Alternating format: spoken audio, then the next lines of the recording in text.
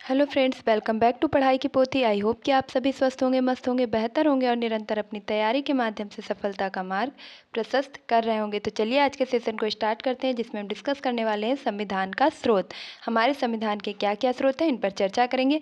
इससे पहले कि मैं आपको बता दूँ ये हमारा आज का कौन सा सेशन होने वाला है, तो ये आज की हमारी 4th क्लास होने वाली है। इससे पहले हम 3rd क्लास कंप्लीट कर चुके हैं, जिसमें हमने सबसे फर्स्ट क्लास में देखा था कि संवैधानिक विकास किस प्रकार हुआ।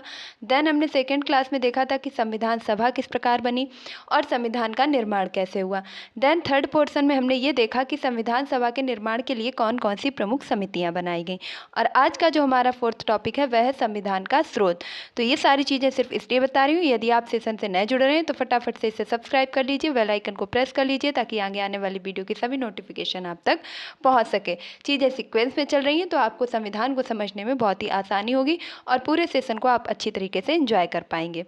तो अगर आप किसी भी एग्ज़ाम की तैयारी कर रहे हैं, लाइक आप UP TET, super TET, KVS, PRT, DSSS के साथ साथ सीटेट, अन्य किसी भी गवर्नमेंट एग्ज़ाम की तैयारी कर रहे हैं जहां कहीं भी सामान्य अध्ययन के प्रश्न पूछे जाते हैं, तो उन सभी के लिए वीडियो स्पेशल रहने वाला है। तो चलिए आज के सेशन को स्टार्ट करेंगे। इससे पहले हमने जितना भी आज तक पढ़ रखा है उसको एक बार फिर से रिवीजन करेंगे। तो फर्स्ट क्लास में हमने पढ़ा था संवैधानिक विकास किस प्रकार हुआ, ओनली फॉर 5 से 10 मिनट। इतनी देर में हम अपनी 3rd क्लास जितनी भी हमने कंप्लीट की है उन सबका एक क्विक रिवीजन करेंगे, ताकि हमारी जो चीज़ें हैं वो एक सीक्वेंस में चलती रहे, उन कहानी को आगे तक जोड़ सकें और हमें चीज़ें समझने में आसानी हो जाए। तो संवैधानिक विकास के क्रम में सबसे पहले अंग्रेज आएंगे सन 1600 में, और उसके बाद ये क्या करेंगे कि 1757 में करेंगे प्लासी का युद्ध, और 1757 के प्लासी के युद्ध में सिराजुद्दौला को हार का सामना करना पड़ेगा। और बंगाल का नवाब उस समय बंगाल का गवर्नर उस समय कौन होगा, तो क्लाइव होगा। और ये क्लाइव क्या करेगा कि सिराजुद्दौला को हरा देगा। देन इसके बाद में होगा 1764 को बक्सर का युद्ध, और 1764 के बक्सर के युद्ध में मीर कासिम, शाह आलम द्वितीय और इसी के साथ साथ शुजाउद्दौला जो कि मुगल शासक था, और अंग्रेजों की तरफ से यहाँ पर नेतृत्व करेगा हेक्टर मुनरो। और यहाँ पर भी क्या होगा कि मीर कासिम को हार का सामना करना पड़ेगा और अंग्रेजों की तरफ से मुनरो को विजय की प्राप्ति होगी। तय नियमों और संधि के अनुसार एक संधि होगी और जिसका नाम होगा 1765 में इलाहाबाद की संधि। और इस इलाहाबाद की संधि को कौन करवाएगा, तो दोबारा करवाएंगे आके क्लाइव। क्लाइव क्या करेंगे कि जो बंगाल का नवाब है, बंगाल का जो शासक है, उसमें द्वैध शासन लागू कर देंगे। और द्वैध शासन के तहत क्या होगा कि जितने भी खर्च संबंधी मामले हैं वह सब कौन देखेगा, तो बंगाल के नवाब देखेंगे।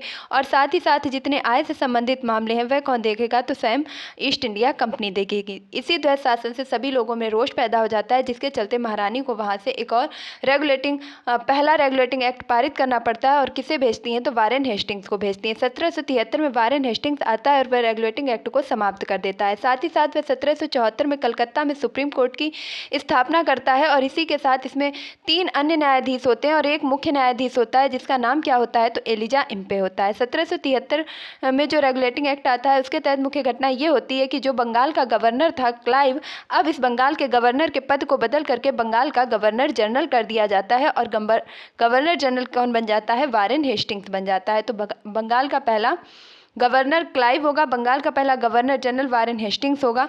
और इसके बाद आता है 1784 का Pitt's India act. Pitt's India act का अर्थ होता है, क्योंकि ये विलियम पिट के नाम पर आता है इसलिए इसका नाम पिट्स इंडिया एक्ट रखा जाता है। और इसमें क्या होता है कि जो शासन है वह महारानी के द्वारा ईस्ट इंडिया के जो अधिकार हैं उनको 2 भागों में विभाजित कर दिया जाता है। ये 2 भाग हो जाते हैं BOD और BOC, बोर्ड ऑफ कंट्रोलर और board of director. Board of controller के जो भी कार्य होते हैं वो सब महारानी स्वयं देखेगी, यानी कि राजनीतिक मामले। East India company board of controller पर ध्यान रखेगी, यानी कि राजनीतिक मामले। वह किसी भी व्यापारिक मामले, वह किसी भी प्रकार के राजनीतिक मामलों में हस्तक्षेप नहीं करेगी, जिसके चलते यह वह अपने व्यापारिक कार्यों पर ही ध्यान देगी। आगे चल करके आता है 1813 का चार्टर एक्ट। और 1813 के चार्टर एक्ट में महारानी ये कहती हैं कि अब क्या होगा कि भारत में जो आपके ईसाई धर्म है इसका प्रचार प्रसार होगा। एजुकेशन के लिए 1 लाख रुपए का अनुदान प्रदान किया जाएगा। और साथ ही साथ जो अंग्रेज यानी कि ईस्ट इंडिया कंपनी है इसके व्यापारिक एकाधिकार को प्रतिबंधित किया जाएगा, और ये केवल चाय और चीन के साथ ही अपना व्यापार करेगा, अन्य सभी व्यापारिक अधिकार इसके समाप्त कर दिए जाएंगे। और यहाँ पर अन्य कंपनियां भी आकर के अपना व्यापार कर सकती हैं। देन इसके बाद आता है 1833 का चार्टर एक्ट। 1833 के चार्टर एक्ट में महारानी के द्वारा ये घोषणा की जाती है कि अब जो ईस्ट इंडिया कंपनी का व्यापार पर अधिकार था चाय और चीन के साथ, अब वह भी पूर्णतः समाप्त किया जाता है। यानी कि ईस्ट इंडिया कंपनी का व्यापारिक एकाधिकार पूर्ण रूप से कब समाप्त किया जाता है, तो 1833 के चार्टर एक्ट से। इसी के तहत महत्वपूर्ण घटना ये होती है कि जो बंगाल का गवर्नर जनरल होता है, अब उस पद को क्या कर दिया जाता है, पूरे भारत का गवर्नर जनरल कहा जाने लगता है। और पूरे भारत का जो गवर्नर जनरल बनता है वह सबसे पहले बनता है वेंटिंग। तो इन तीनों नामों को फिर से रिकॉल कर लेंगे। बंगाल का पहला गवर्नर बनता है क्लाइव, बंगाल का पहला गवर्नर जनरल बनता है वारेन हेस्टिंग्स, और पूरे भारत का पहला गवर्नर जनरल बनता है वेंटिंग। देन इसके बाद एक विधि आयोग का गठन किया जाता है और जिसका पहला अध्यक्ष कौन बनता है, तो स्वयं मैकाले बनते हैं। तो इस चीज़ को आप याद रखेंगे। उसके बाद आ जाता है 1833 के बाद में आ जाता है 1853 का चार्टर एक्ट। और 1853 के चार्टर एक्ट की महत्वपूर्ण घटना ये होती है कि जो सिविल सर्विस परीक्षा है वह भारतीयों के लिए खुल जाती है। यानी कि सभी भारतीय क्या कर सकते हैं, सिविल सेवा परीक्षा में भाग ले सकते हैं, लेकिन उन्हें भाग लेने के लिए कहाँ जाना पड़ेगा, लंदन, यानी कि वह भारत में नहीं आयोजित होती थी। देन उसके बाद में आता है 1857 की क्रांति और चीज़ें पूरी तरीके से बदल चुकी होती हैं, इसीलिए अब आ जाता है, अब क्या होगा, अब आपके रेगुलेटिंग एक्ट ना आकर के अब आएंगे भारत शासन अधिनियम, यानी कि 1858 का भारत शासन अधिनियम। 1858 का भारत शासन अधिनियम के अंतर्गत क्या होता है कि भारत में एक परिषद का गठन किया जाता है जिसमें एक भारत सचिव का भी पद होता है, और भारत का पहला जो सचिव बनता है वह बनने वाला व्यक्ति होता है चार्ल्स वुड। यही के साथ साथ क्या करती हैं कि महारानी एक घोषणा पत्र भेजती हैं 1 नवंबर 1858 को, और वह कहाँ पढ़ा जाता है, तो वह पढ़ा जाता है इलाहाबाद में। और किसके द्वारा पढ़ा जाता है, तो वह पढ़ा जाता है आपके कैनिंग जी के द्वारा। और यहीं पर एक घोषणा की जाती है कि जो अब पूरे भारत का गवर्नर जनरल था उस पद को बदल करके वायसराय में तब्दील कर दिया गया, और इस प्रकार जो भारत का पहला वायसराय बनता है वह हो जाता है कैनिंग। तो इस चारों नाम को फिर से रिकॉल कर लीजिए। बंगाल का पहला गवर्नर कौन बन जाएगा, क्लाइव। बंगाल का पहला गवर्नर जनरल कौन बन जाएगा, वारेन हेस्टिंग्स। भारत का पहला गवर्नर जनरल कौन बन जाएगा, बेटिंग। और पूरे भारत का पहला वायसराय कौन बन जाएगा, तो कैनिंग। देन इसके बाद में क्या घटना होती है, फिर होता है कि जो बीओडी और बीओसी बनाया गया था वह पूरी तरीके से समाप्त कर दिया जाता है, क्योंकि अब जो ईस्ट इंडिया कंपनी है उसका व्यापार पर एकाधिकार समाप्त हो चुका है और भारत शासन अधिनियम अब लागू होने लगे हैं। फिर आता है 1861 का चार्टर एक्ट, और इसकी सबसे महत्वपूर्ण घटना होती है कि 1860 के अंतर्गत जेम्स विल्सन के द्वारा बजट प्रस्तुत किया जाता है। साथ ही साथ यहाँ पर अध्यादेश जारी करने की शक्ति प्रदान की जाती है, और कलकत्ता, बम्बई, मद्रास में हाई कोर्ट की स्थापना भी की जाती है। देन इसके बाद में आता है 1892 का गवर्नमेंट ऑफ इंडिया एक्ट, और 1892 के गवर्नमेंट ऑफ इंडिया एक्ट की महत्वपूर्ण घटना यह है कि यहाँ पर बजट पर विचार विमर्श करने का अधिकार प्रदान कर दिया जाता है। यानी कि जो 1860 में जेम्स विल्सन ने पहली बार बजट प्रस्तुत किया, वहीं 1892 में भारतीयों को यह अधिकार मिला कि वे बजट पर क्या कर सकते हैं, विचार विमर्श कर सकते हैं। साथ ही साथ यहाँ पर फिर इसके बाद आता है 1909 का मार्ले मिंटो अधिनियम। 1909 के मार्ले मिंटो अधिनियम में सांप्रदायिक निर्वाचन की बात की जाती है, और साथ ही साथ बजट पर प्रश्न पूछने का भी अधिकार प्रदान कर दिया जाता है। और इसी के साथ क्या किया जाता है कि अरुंडेल कमेटी का जो है गठन किया जाता है, जो कि हर 10 साल में यह सुनिश्चित करेगी कि जो एक्ट आ रहे हैं वह सही है या नहीं सही है, और इनमें क्या क्या कमियां रह गई हैं। देन आता है 1919 का मॉन्टेग्यू चेम्सफोर्ड आंदोलन, और इसके तहत क्या किया जाता है कि मॉन्टेग्यू भारत के सचिव होते हैं और चेम्सफोर्ड कौन होते हैं, वायसराय होते हैं, जिसके तहत प्रांतों में क्या किया जाता है कि द्वैत शासन को लागू कर दिया जाता है। द्वैत शासन का अर्थ होता है कि जो विषय हैं वे 2 भागों में विभाजित कर दिए जाएंगे। पहला भाग हो जाएगा आपका आरक्षित और दूसरा हो जाएगा हस्तांतरित। आरक्षित में वे विषय आएंगे जिन पर कानून कौन बनाएगा, तो वायसराय कार्यकारिणी सदस्य जो है कानून बनाएंगे, यानी कि जितने भी आय से संबंधित कार्य हैं वे सभी वायसराय की कार्यकारिणी सदस्य के पास होंगे। हस्तांतरित विषय में वे सभी विषय आएंगे जो व्यय से संबंधित हैं, जैसा कि आपके बंगाल में द्वैत शासन लागू किया गया था, कुछ उस प्रकार की व्यवस्था थी ये। और इसमें शिक्षा, स्वास्थ्य, स्थानीय सुशासन इत्यादि जो खर्चे होंगे उन पर मंत्रियों, यानी कि जो भारतीय मंत्री हैं उनके द्वारा संबंधित विषयों पर निर्णय लिया जाएगा, विषय देखे जाएंगे। साथ ही साथ इसमें उत्तरदायी शासन शब्द का पहली बार प्रयोग 1919 के मॉन्टेग्यू चेम्सफोर्ड आंदोलन के तहत प्रयोग में लाया जाता है। उसके बाद में आता है आपका 1935 का भारत शासन अधिनियम, और यह वह अधिनियम है जिसका प्रभाव हमारे संविधान पर सबसे ज़्यादा देखने को मिलता है। और इसके तहत क्या होता है कि जितनी भी अवशिष्ट शक्तियाँ हैं वे किसके पास चली जाती हैं, तो अवशिष्ट शक्तियाँ केंद्र में गवर्नर जनरल के पास होंगी, ऐसा कहा जाता है। साथ ही साथ यहाँ पर 1 अप्रैल 1935 को क्या किया जाता है, RBI की स्थापना की जाती है, और इसी के साथ जो संघ सूची, राज्य सूची, समवर्ती सूची इत्यादि है वह 1935 के एक्ट में ही शामिल कर ली जाती हैं। और इसी के चलते क्या होता है कि भारत परिषद का अंत हो जाता है, यानी कि अब क्या होगा, अब गवर्नमेंट ऑफ इंडिया जो एक्ट है वह आगे लागू होंगे। और इसी के चलते चलते क्या होगा कि प्रांतीय स्वायत्तता समाप्त हो जाएगी, यानी कि जो प्रांतों में द्वैत शासन था अब कहाँ पर लागू हो जाएगा, तो प्रांतों में द्वैत शासन समाप्त होगा और केंद्रों में द्वैत शासन लागू हो जाएगा। किसके तहत, तो 1935 के भारत शासन अधिनियम के अंतर्गत।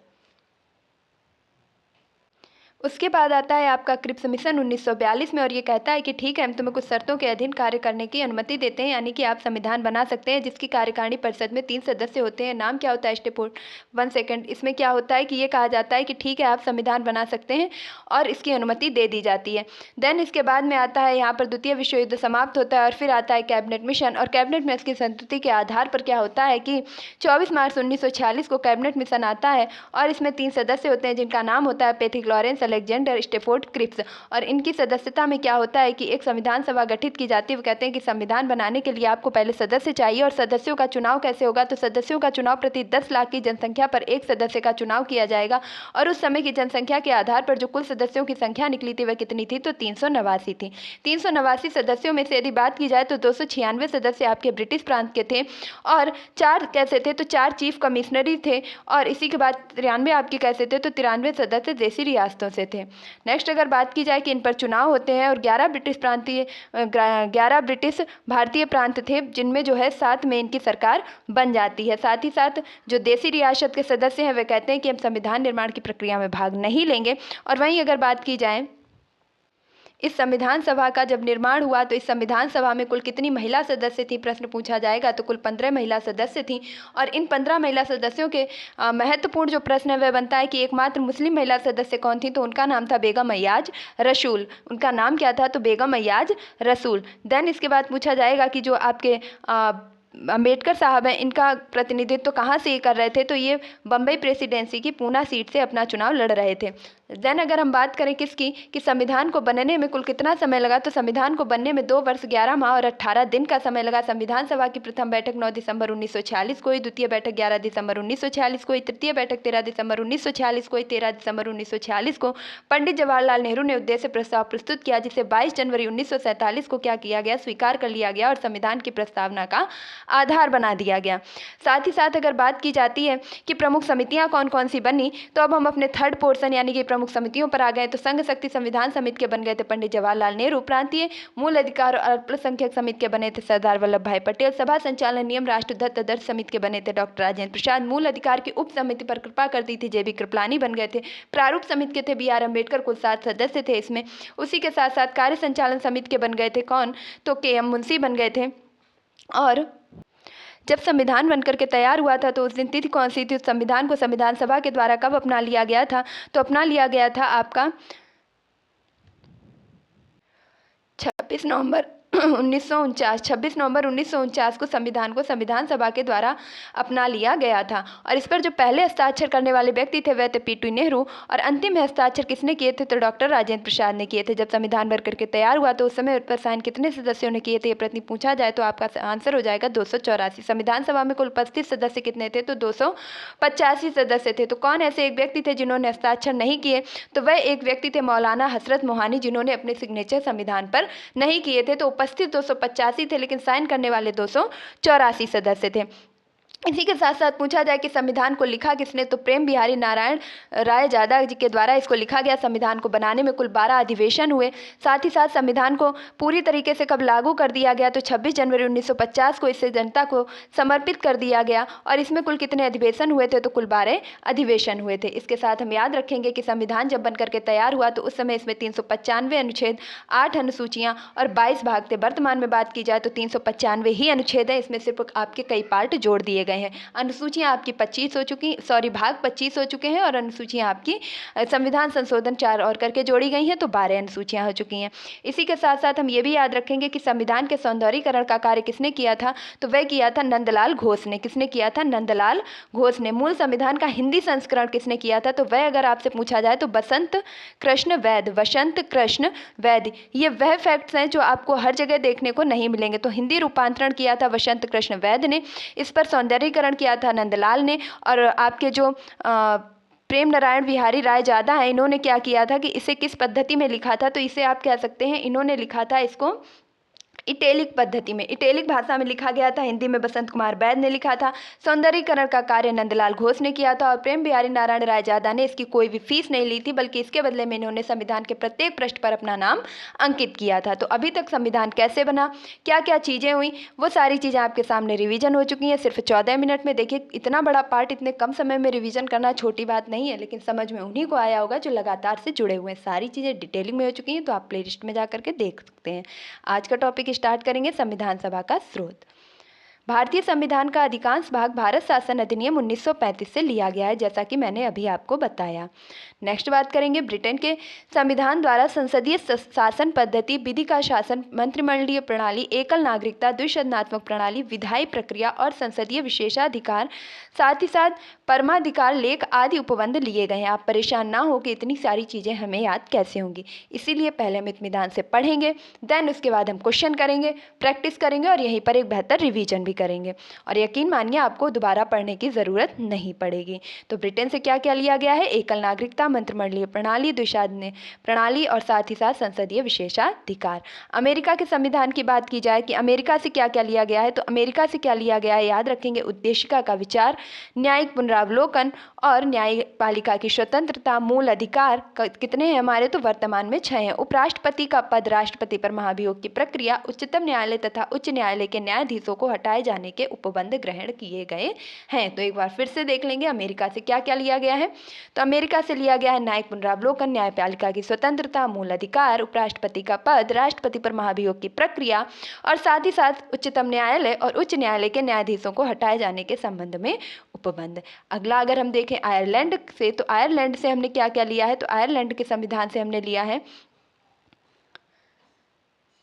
नीति निर्देशक तत्व, राष्ट्रपति के निर्वाचन की पद्धति, राज्यसभा में सदस्यों का नामांकन। यानी कि आयरलैंड से हमने 3 चीज़ें ली हैं। सबसे पहले हमने लिया है नीति निर्देशक तत्व, उसके बाद हमने लिया है राष्ट्रपति के निर्वाचन की प्रणाली किस प्रकार होगा, और देन उसके बाद हमने लिया है राज्यसभा में जो कुछ सदस्यों का नामांकन राष्ट्रपति के द्वारा किया जाता है। यह पद्धति हमने कहाँ से ली है, तो ये हमने आयरलैंड के संविधान से ली है। अगला अगर हम बात करते हैं कि अब हमारा कौन सा टॉपिक आ जाएगा, अब आ जाएगा हमारा कनाडा के संविधान से। तो कनाडा के संविधान से हमने लिए संघीय व्यवस्था, केंद्र द्वारा राज्यपालों की नियुक्ति, यानी कि राज्यपाल की नियुक्ति कनाडा से। और अभी हमने क्या देखा था, उपराष्ट्रपति की नियुक्ति हमने कहाँ से ली थी, अमेरिका के संविधान पे। राष्ट्रपति पर महाभियोग की प्रक्रिया अमेरिका के संविधान पे, और राष्ट्रपति का निर्वाचन कहाँ से लिया, तो आयरलैंड से। तो यकीन मानिए आप धीरे धीरे सब कुछ याद कर लेंगे, बस अंत तक आपको जुड़े रहना है। उच्चतम न्यायालय का परामर्शी न्यायालय निर्णय, अवशिष्ट शक्तियां केंद्र में निहित होना आदि ग्रहण की गई हैं, यानी कि अवशिष्ट शक्तियां केंद्र के पास होंगी, ऐसा किस संविधान से लिया गया है, तो कनाडा के संविधान से। देन है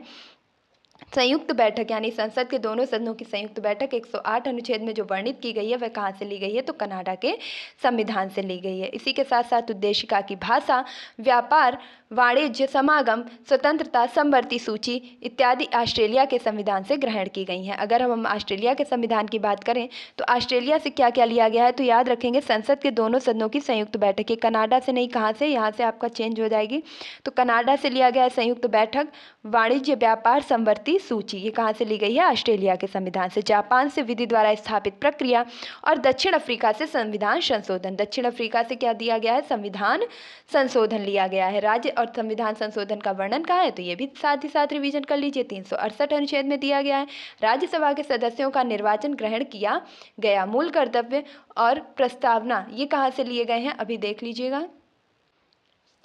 तो मूल कर्तव्य आपके लिए गए हैं सोवियत संघ रूस से। फ्रांस के संविधान से प्रस्तावना में स्वतंत्रता, समता और बंधुत्व, तो क्या क्या लिया गया है, स्वतंत्रता, समता, बंधुता, ये आदर्श वाक्य कहाँ से लिया गया है, तो फ्रांस के संविधान से लिया गया है। साथ ही साथ जर्मनी से आपके आपातकालीन उपबंध लिए गए हैं। तो जर्मनी से आपातकालीन उपबंध, और आपके दक्षिण अफ्रीका से संविधान संशोधन प्रक्रिया, अमेरिका से उपराष्ट्रपति का पद, राष्ट्रपति पर महाभियोग प्रक्रिया, मौलिक अधिकार, ऑस्ट्रेलिया से समवर्ती सूची, संघ सूची कनाडा से ली गई है। नेक्स्ट देखेंगे अब क्या है कि हमारे सामने सारे प्रश्न आने वाले हैं, तो अब हम अपने प्रश्नों को हल करेंगे। उससे पहले हम एक बार जितने भी हमने पढ़े एक बार फिर से बोल लेंगे। देखिए यहाँ पर समय आपका व्यर्थ नहीं हो रहा है। जिनको भी ये लग रहा है चीज़ें बार बार की जा रही हैं, यकीन मानिए वो कभी भी परीक्षा में धोखा नहीं खाने वाले हैं। अमेरिका से एक बार फिर से मेरे साथ बोलिएगा। जो मैं बोल रही हूँ आप प्लीज़ रिकॉल कीजिएगा दोबारा से। क्या लिया गया है? नंबर 1 लिया गया है मूल अधिकार, दूसरा संविधान की सर्वोच्चता, तीसरा न्यायपालिका की स्वतंत्रता, चौथा न्यायिक पुनरावलोकन, पांचवा सुप्रीम कोर्ट हाई कोर्ट के न्यायाधीशों को हटाने की प्रक्रिया, और पांचवा आपका क्या लिया, छठवां लिया गया राष्ट्रपति पर महाभियोग की प्रक्रिया, और सातवां लिया गया उपराष्ट्रपति का पद, और आठवां लिया गया है प्रस्तावना का विचार। देन अगर हम अगली बात करते हैं अगले ब्रिटेन की, तो ब्रिटेन से क्या क्या लिया गया है? ब्रिटेन से ली गई संसदीय प्रणाली, विधि का शासन, विधि निर्माण की प्रक्रिया, द्विसदनात्मक शासन प्रणाली, एकल नागरिकता, महान न्यायवादी का पद, संसद के विशेषाधिकारी। कहाँ से लिए गए हैं? ब्रिटेन के द्वारा। जो चीज़ें यहाँ नहीं दी गई हैं मैं वो भी चीज़ें शामिल कर रही हूँ ताकि आप पूरी तरीके से संतुष्ट हो चुके हैं। नेक्स्ट है आयरलैंड। आयरलैंड से क्या क्या लिया गया है? तो आयरलैंड से ली गई हैं आपकी महत्वपूर्ण चीज़ें, राज्य के नीति निर्देशक तत्व। राज्य के नीति निर्देशक तत्व आयरलैंड से लिए गए हैं। लोक कल्याणकारी राज्य का आदर्श आयरलैंड से लिया गया। राष्ट्रपति द्वारा राज्यसभा में मनोनयन आयरलैंड से लिया गया। और फिर आ जाता है आपका कनाडा। इसके बाद क्या आ जाता है? कनाडा। कनाडा से क्या लिया गया है? तो कनाडा से ली गई संघीय सूची ली गई है, केंद्र राज्य का संबंध लिया गया, अवशिष्ट शक्तियां केंद्र के पास होंगी, सशक्त केंद्र होगा। राज्यपाल की नियुक्ति किससे ली गई है? तो कनाडा के संविधान से ली गई है। इसके बाद आ जाता है आपका ऑस्ट्रेलिया, और ऑस्ट्रेलिया से आपके एक ही दो चीज़ें ली गई हैं, और जिनका नाम क्या है? तो जिनका नाम है समवर्ती सूची, संयुक्त बैठक का प्रावधान, और प्रस्तावना की भाषा। फिर आता है आपका फ्रांस, और फ्रांस से क्या क्या लिया गया है? तो फ्रांस से लिया गया है आपका गणतंत्रात्मक शासन प्रणाली, स्वतंत्रता, समता, बंधुत्व जैसा आदर्श। और फिर आ जाता है आपका रूस, और रूस से क्या लिया गया है? तो रूस से लिए गए हैं मौलिक कर्तव्य, और साथ ही साथ प्रस्तावना में जो सामाजिक, आर्थिक, राजनैतिक न्याय का जो आदर्श जोड़ा गया है वह भी रूस के संविधान से ही लिया गया है। दक्षिण अफ्रीका से आपके लिया गया संविधान संशोधन प्रक्रिया, और साथ ही साथ राज्यसभा में जो एमपी का चुनाव होता है वह भी संविधान दक्षिण अफ्रीका के संविधान से ही लिया गया है। फिर आ जाती है जापान की बात, और जापान से क्या लिया गया है? तो जापान से लिया गया विधि द्वारा स्थापित शासन की प्रक्रिया। जर्मनी से लिया गया आपातकालीन उपबंध। और यहीं पर आपके जितने भी देशों से हमने जो जो चीज़ें ली हैं वह समाप्त होती हैं, और अब हम बेहतर तरीके से अपने प्रश्नों को करेंगे और वहाँ पर भी प्रैक्टिस बार बार करते चलेंगे। तो पहला है भारत के संविधान में उद्देशिका का विचार लिया गया। ऑप्शन ए है इटली के संविधान से, बी है कनाडा के संविधान से, सी है फ्रांस के संविधान से, और डी है यूएसए के संविधान से।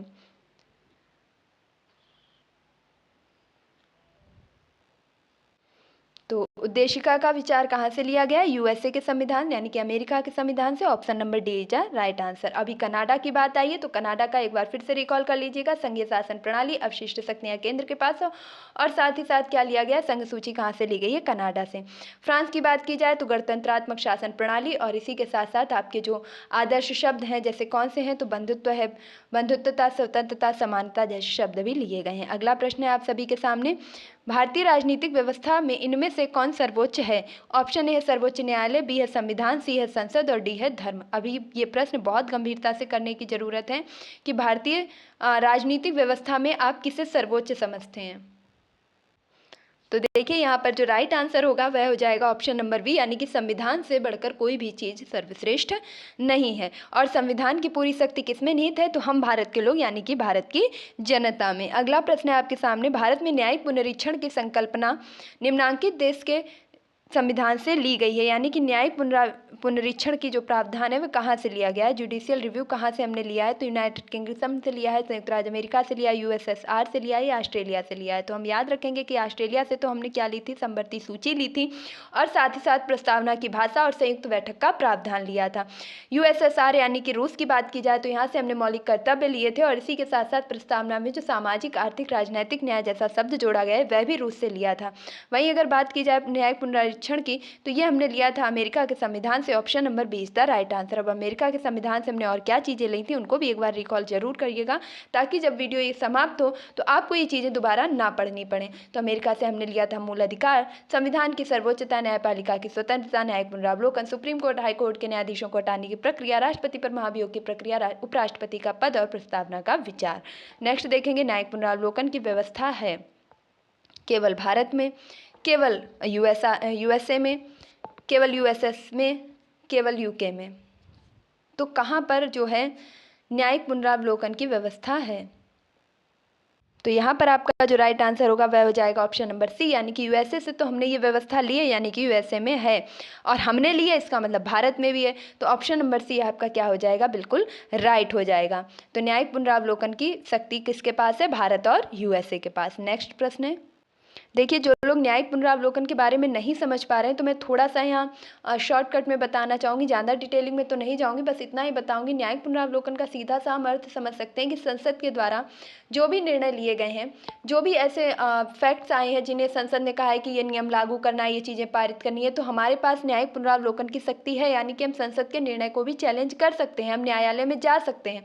तो संसद और न्यायालय दोनों क्या है, अपने आप में स्वतंत्र है। तो ये स्वतंत्रता भी हमने अमेरिका के संविधान से ली है और साथ ही साथ न्यायिक पुनरावलोकन यानी कि उनके दिए गए निर्णय पर दोबारा फिर से अवलोकन होगा, और ये शक्ति हमने कहाँ से ली है, अमेरिका के संविधान से ली है। तो आई होप थोड़ा सा आप जरूर समझ गए होंगे कि इस न्यायिक पुनरावलोकन शब्द का अर्थ क्या है। नेक्स्ट है, परिसंघ में समान रूप में पाया गया है, 1 सेकेंड, निम्नलिखित में से कौन सा लक्षण भारतीय परिसंघ और अमेरिकी परिसंघ में समान रूप से पाया गया, मतलब कौन सा ऐसा लक्षण है जो अमेरिका के संविधान में भी है और भारत के संविधान में भी है। एक ही नागरिकता, बी है संविधान की 3 सूचियां, सी है न्यायपालिका की द्वैतता और डी है संविधान के निर्वाचन के लिए परिसंघीय उच्चतम न्यायालय। तो नागरिकता की तो मैं आपको बात बता दूं कि अपने यहाँ एकल नागरिकता का प्रावधान है, जबकि अमेरिका में 2 तरीके की आपकी यानी कि दोहरी नागरिकता होती है। एक आपकी राष्ट्र की नागरिकता होती है और दूसरी आपकी राज्य की नागरिकता होती है। तो वहाँ पर आपको दोहरी नागरिकता का प्रावधान देखने को मिलेगा, जबकि भारत में क्या है, एकल नागरिकता है। और यहाँ पर अगर हम राइट आंसर की बात करें तो एकल नागरिकता है, नहीं है। संविधान में 3 सूचियां बराबर बराबर है, ऐसा भी नहीं, न्यायिक द्वैतता भी नहीं है। तो यहाँ पर राइट आंसर हो जाएगा ऑप्शन नंबर डी, यानी कि संविधान के निर्वाचन के लिए जो परिसंघीय उच्चतम न्यायालय की व्यवस्था है वह अमेरिका और भारत में एक समान है। नेक्स्ट देखेंगे, भारत की संघात्मक व्यवस्था निम्नलिखित में से किस देश से संबंधित है। तो संघीय शासन व्यवस्था हमने कहाँ से ली है, कनाडा से, यूनाइटेड किंगडम से, अमेरिका से, आयरलैंड से। तो आयरलैंड से हमने लिए हैं नीति निर्देशक तत्व, अमेरिका से हमने लिया है मूल अधिकार, संविधान की सर्वोच्चता, न्यायिक पुनरावलोकन, न्यायपालिका स्वतंत्रता, उपराष्ट्रपति का पद, महाभियोग की प्रक्रिया, राष्ट्रपति पर और प्रस्तावना का विचार। कनाडा की बात की जाए तो कनाडा से हमने लिया है संघीय शासन व्यवस्था। ऑप्शन नंबर ए आपका क्या होगा, बिल्कुल राइट हो जाएगा। अब कनाडा से हमने संघीय शासन व्यवस्था तो ली ही है, साथ ही साथ हमने और क्या लिया है कि केंद्र राज्य का संबंध लिया है, और इसके साथ हमने क्या लिया है कि अफसर शक्तियां केंद्र के पास होंगी। राज्यपाल की नियुक्ति का प्रावधान भी कहाँ से लिया है, तो ये हमने लिया है राज्यपाल की नियुक्ति का प्रावधान कनाडा से। नेक्स्ट देखेंगे अगला प्रश्न। नेक्स्ट है, भारतीय संघवाद के किस देश की पद्धति पर आधारित है, यानी कि जो भारत में जो संघवाद की व्यवस्था है वह किस देश की पद्धति पर आधारित है। ऑप्शन है यूएसए, बी है कनाडा, सी है ऑस्ट्रेलिया और डी है जर्मनी। तो हमने अभी देखा कि संघवाद की शक्ति कहाँ से ली गई है, कनाडा के संविधान से। ऑप्शन नंबर 20 था राइट आंसर। कनाडा से क्या क्या लिया है, फिर से संघीय शासन प्रणाली, केंद्र राष्ट्र संबंध, अवशिष्ट शक्तियाँ और सशक्त केंद्र, राज्यपाल की नियुक्ति केंद्र के द्वारा होगी, ऐसा प्रावधान कहाँ से लिया है, कनाडा से लिया है। यूएसए की बात की जाए तो मौलिक अधिकार लिए हैं, प्रस्तावना का विचार लिया है, उपराष्ट्रपति का पद लिया है, राष्ट्रपति पर महाभियोग की प्रक्रिया ली है, न्यायिक पुनरावलोकन लिया है, न्यायपालिका की स्वतंत्रता ली है। ऑस्ट्रेलिया से बात की जाए तो क्या लिया है, समवर्ती सूची ली है, प्रस्तावना की भाषा ली है, संयुक्त बैठक का प्रावधान किया है। जर्मनी से क्या लिया है, तो जर्मनी से हमने आपातकालीन उपबंध लिए हैं। नेक्स्ट अगर हम बात करते हैं अगले प्रश्न की, तो अगला प्रश्न आपके सामने है, भारतीय संविधान में राज्यों की संघ की कल्पना को प्राप्त किया गया है, यानी कि भारत में जो राज्यों की संघ, जो राज्य हैं वो सब मिलकर के एक संघ का निर्माण करेंगे, ऐसी संकल्पना कहाँ से प्राप्त की गई है। ऑप्शन ए है अमेरिका से, बी है ऑस्ट्रेलिया से, सी है ब्रिटिश नॉर्थ अमेरिका अधिनियम से और डी है स्विट्जरलैंड के संविधान से। तो यहाँ पर आपका जो राइट आंसर होगा वह हो जाएगा ऑप्शन नंबर सी, यानी कि ब्रिटिश नॉर्थ अमेरिका अधिनियम से इस चीज़ को लिया गया है। इसके बारे में थोड़ा सा देख लीजिएगा। भारतीय संविधान में राज्यों का संघ की संकल्पना ब्रिटिश नॉर्थ अमेरिका एक्ट, यानी कि कनाडा को ही और क्या कहेंगे, ब्रिटिश नॉर्थ अमेरिका अधिनियम, इस चीज़ को याद रखेंगे। भारतीय संविधान के अनुच्छेद फर्स्ट 1 के अनुसार भारत राज्यों का संघ है। क्या लिखा गया है कि इंडिया दैट इज भारत क्या है, एक यूनियन स्टेट है, यानी कि भारतीय राज्यों का संघ है। नेक्स्ट है, भारत में संविधान में सम्मिलित समवर्ती सूची किस देश की देन है। तो समवर्ती सूची हमने कहाँ से ली है, सोवियत संघ से लिए, ऑस्ट्रेलिया से लिए, इटली से लिए, कनाडा से लिए। तो फटाफट से अब आप उत्तर का चयन कर पा रहे होंगे, इतनी बार चीज़ें रिवाइज हो चुकी हैं तो आई थिंक अब मुझे बार बार बताने की ज़रूरत नहीं है। और आंसर आपका हो जाएगा समवर्ती सूची हमने कहाँ से ली है, तो ऑस्ट्रेलिया से ली है। ऑप्शन नंबर 20 था राइट आंसर। अब ऑस्ट्रेलिया से और क्या लिया है तो फटाफट से बता दीजिएगा, संयुक्त बैठक और समवर्ती सूची। अगला प्रश्न है, भारत में समवर्ती सूची की संकल्पना उद्धत है। वही प्रश्न बार बार। अब आप देखिए कितनी परीक्षाओं में ये पूछा जा चुका है और ये प्रश्न आपके सभी एग्जाम्स के लिए उतने ही इंपॉर्टेंट रहने वाले हैं। तो समवर्ती सूची कहाँ से ली है? आंसर क्या राइट हो जाएगा? ऑस्ट्रेलिया से। Option number C is the right answer. Next प्रश्न की तरफ बढ़ेंगे। अगला प्रश्न है, भारत के संविधान निर्माताओं ने 7वीं अनुसूची में वर्णित समवर्ती सूची की अवधारणा को ग्रहण किया है। यानी समवर्ती सूची हमने कहाँ से ली है? फिर से वही प्रश्न। तो कहाँ से ली है? कनाडा, ऑस्ट्रेलिया, इटली, दक्षिण अफ्रीका, कहाँ से लिए? Option number B is the right answer. Australia के संविधान से। प्रस्तावना की भाषा संयुक्त बैठक समवर्ती सूची ऑस्ट्रेलिया से। कनाडा से संघीय शासन व्यवस्था, केंद्र राज संबंध, अवशिष्ट शक्तियां केंद्र के पास होंगी, सशक्त केंद्र होगा, राज्यपाल की नियुक्ति केंद्र के द्वारा की जाएगी, कनाडा के संविधान से। दक्षिण अफ्रीका से संविधान संशोधन प्रक्रिया, जो कि संविधान के अनुच्छेद 368 के अंदर वर्णित की गई है। नेक्स्ट देखेंगे, भारत के संविधान में समवर्ती सूची की अवधारणा ग्रहित की गई है। कितनी बार प्रश्न पूछा जाएगा? तो आई होप अब बताने की जरूरत नहीं होगी, ऑस्ट्रेलिया के संविधान से। नेक्स्ट देखेंगे, अगला है आपके सामने, भारतीय संविधान में राज्य के नीति निर्देशक तत्वों की संकल्पना किस देश से संविधान से ली गई है? ये प्रश्न अब आप करिए, आसानी से कर पा रहे होंगे। तो फ्रांस से, आयरलैंड से, जापान से, यूएसएसआर से। तो अब हमने जहाँ से जो कुछ लिया है पहले वो रिवाइज करेंगे। आंसर देना मैटर नहीं करता है, आंसर आपको भी आता है, आंसर आप कहीं भी देख लेंगे। मैटर करता है चीज़ों को ज़्यादा से ज़्यादा रिकॉल करना, सारी चीज़ों को दिमाग में बिठालना। प्रश्न ये नहीं पूछा जाएगा राज्य के नीति निर्देशक तत्व की संकल्पना कहाँ से ली गई। प्रश्न ये भी पूछा जा सकता है कि राष्ट्रपति द्वारा राज्यसभा में मनोनयन करने की बात कहाँ से ली गई है। प्रश्न ये भी पूछा जा सकता है कि आपके गणतंत्रात्मक प्रणाली प्रस्तावना में स्वतंत्रता, समता, बंधुत्व, आदर्श वाक्य कहाँ से लिया गया है? तो फ्रांस के संविधान से लिया गया। जापान से क्या लिया गया है? तो वित्त द्वारा स्थापित प्रक्रिया ली गई है।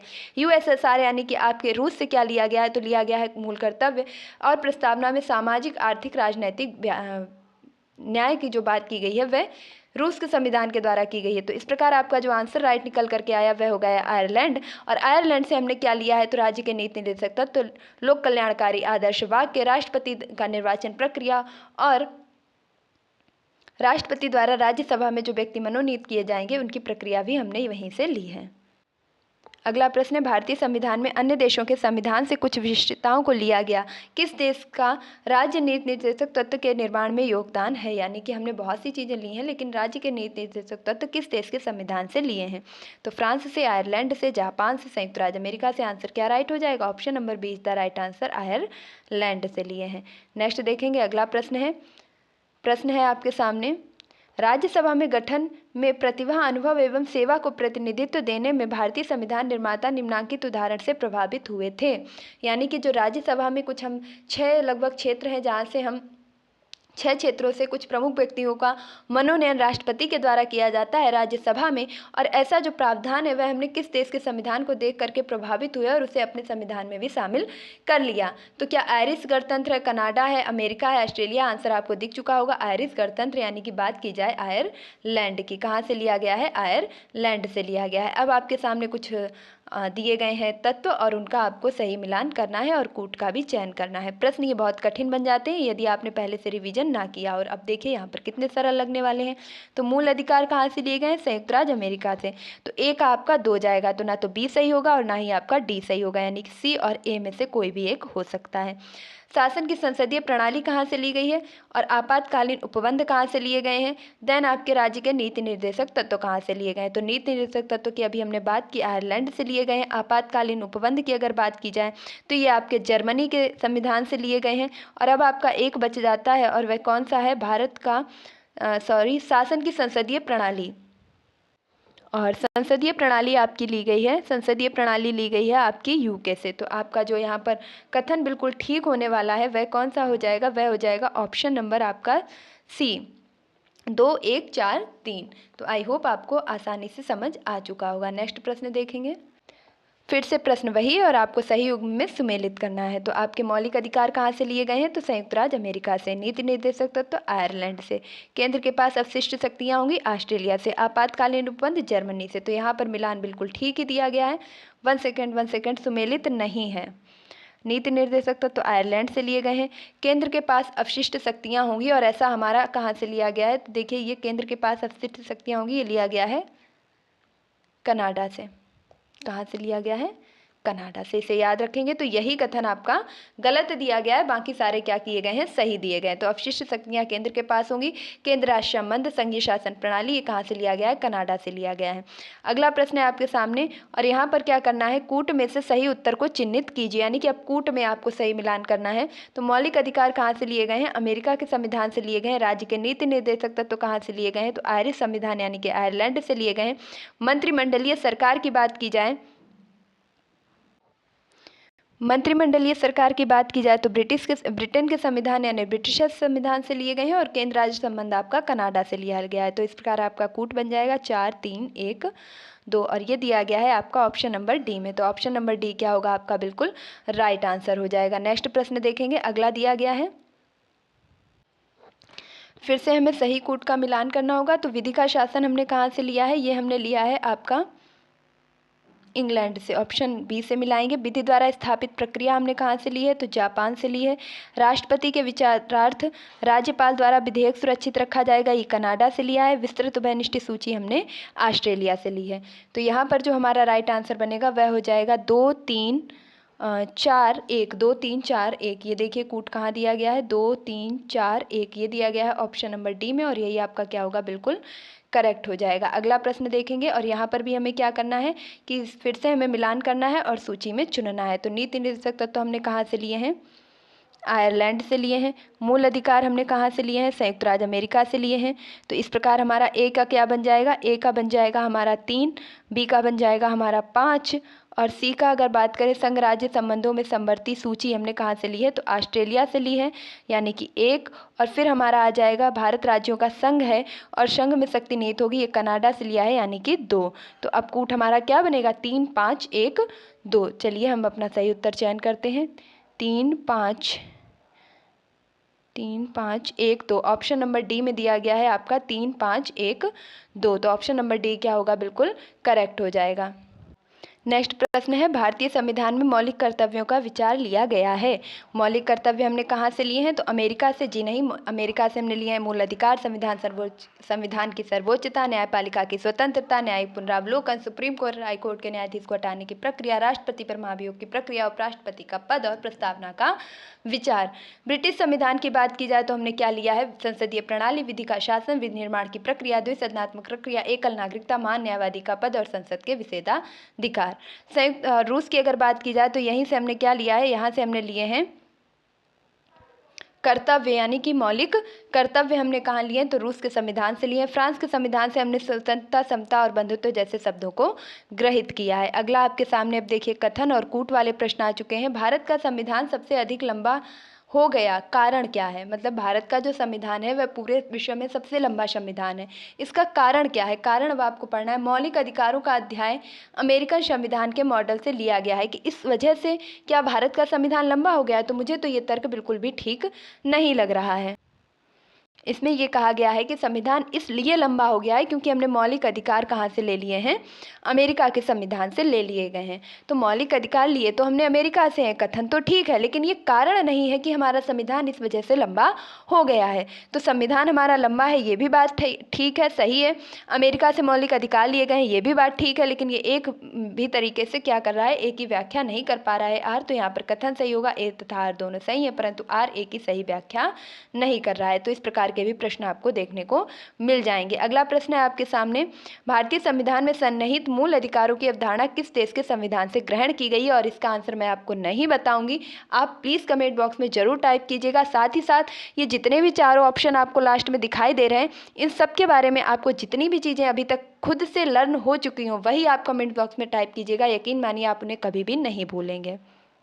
नेक्स्ट प्रश्न है, संविधान में मूल अधिकारों का विचार लिया गया है, तो कहाँ से लिए गए हैं मूल अधिकार। Option number D is the right answer, America के संविधान से, कनाडा से संघीय शासन व्यवस्था, आयरलैंड से नीति निर्देशक तत्व और ब्रिटेन से संसदीय शासन प्रणाली ली गई है। अगला प्रश्न है, ब्रिटिश मौलिक अधिकारों की अवधारणा कहाँ से ली गई है, तो मौलिक अधिकार कहाँ से लिए गए हैं, फटाफट से आंसर करेंगे। लिए गए हैं यूएसए से, option number A is the right answer. और क्या लिया गया है, न्यायिक पुनरावलोकन, न्यायपालिका की स्वतंत्रता, राष्ट्रपति का महाभियोग की प्रक्रिया और उपराष्ट्रपति के पद का प्रावधान भी लिया गया है। अगला प्रश्न है, भारतीय संविधान लिखित लिखित संविधान का प्रारंभ किस देश में हुआ, यानी कि सबसे पहले लिखित संविधान किस देश में प्रारंभ किया गया। देन भारत में तो बाद में संविधान निर्मित हुआ है। तो ऑप्शन ए है जापान में, बी है भारत में, सी है ब्रिटेन में और डी है अमेरिका में। तो यहाँ पर आपका राइट आंसर हो जाएगा ऑप्शन नंबर डी, यानी कि अमेरिका का संविधान सबसे पहले विश्व में लिखित संविधान बना। इसमें अगर बात पूछी जाए कितने अनुच्छेद हैं, तो इसमें मात्र कुल 7 अनुच्छेद हैं। कितने अनुच्छेद हैं, तो मात्र 7 अनुच्छेद हैं। और अगर बात की जाए तो 1215 में एक अधिकार पत्र दिया गया था, उसे ही कहा गया था कि ये क्या होगा आगे चल के। अगर बात की जाए कि संविधान बना कैसे, शुरुआत कहाँ से, तो राजा के द्वारा एक 1215 में अधिकार पत्र दिया गया था उनके दरबार में आने के लिए। और यही अधिकार पत्र धीरे धीरे करके अधिकार करते करते हमारे क्या बन गए, पूरा संविधान बन करके तैयार हो गया। और अमेरिका के संविधान में क्या है, केवल 7 अनुच्छेद हैं। वही भारत जो है विश्व का सबसे बड़ा लिखित संविधान है और इसमें कुल 395 अनुच्छेद हैं। कितनी अनुसूचियां हैं, तो वर्तमान में 12 अनुसूचियां हैं। कितने भाग हैं, तो कुल 22 भाग हैं। और अगला अब हम जो अपना टॉपिक रखेंगे वह होगा भारतीय संविधान के प्रमुख भाग। अब देखिए हमने क्या किया कि सबसे पहले देखा संवैधानिक विकास कहाँ से हुआ, संविधान सभा कैसे बनी, सदस्य कितने थे, कितना समय लगा, 64 लाख रुपए खर्च हुए, किसने लिखा, किसने हिंदी में लिखा, किसने इटालियन में लिखा, साथ ही साथ कौन कौन सी इसमें चीज़ें हैं जो हमने अन्य देशों से ली। इसीलिए इसे उधार का थैला भी आइवर जेंकर के द्वारा कहा गया। आइवर जेनिंग्स हैं जिनके द्वारा कहा गया कि भारत का संविधान क्या है, उधार का थैला है। ऐसे अन्य शब्द भी आपको सुनने को मिल जाएंगे संविधान के बारे में। तो यहाँ पर अब हम अगला जो अपना टॉपिक लेंगे वह लेंगे संविधान के प्रमुख भाग। और इसको हम क्या करेंगे, थोड़ा ट्रिक से भी बताने का प्रयास करेंगे। और यकीन मानिए अगर आपने अभी तक 22 के 22 भाग याद नहीं किए हैं तो अब आपको ज़रूर याद हो जाएंगे, क्योंकि पहले मैं इन्हें आपको बताऊँगी, फिर ट्रिक से याद कराऊँगी और उसके बाद क्या करूँगी, क्वेश्चन में आपको बार बार रिकॉल करवाऊँगी। तो आप 22 के 22 भाग याद करने के लिए अगले सेशन से जुड़ना बिल्कुल भी मत भूलिएगा। और अगले सेशन से जुड़ने के लिए ज़रूरी होगा आपको चैनल का सब्सक्राइब करना। तो चैनल को सब्सक्राइब कीजिए, वीडियो को लाइक कीजिए। आपका एक लाइक मेरा काफ़ी हौसला बढ़ाता है, नेक्स्ट वीडियो लाने के लिए इंस्पायर करता है। और अगर आपने अभी तक इसे शेयर नहीं किया है तो क्या करना है, अपने दोस्तों के साथ इसे शेयर कीजिए ताकि आप भी पढ़ें और उन्हें भी पढ़ने का मौका मिल सके। मिलती हूँ अपने नेक्स्ट वीडियो में, तब तक के लिए खुश रहिए, मस्त रहिए, पढ़ाई में निरंतरता बनाए रखिए, अपने माता पिता गुरुजनों का सम्मान कीजिए और पढ़ाई की पोथी को सपोर्ट कीजिए। Thank you for watching this video. Please like, share and subscribe.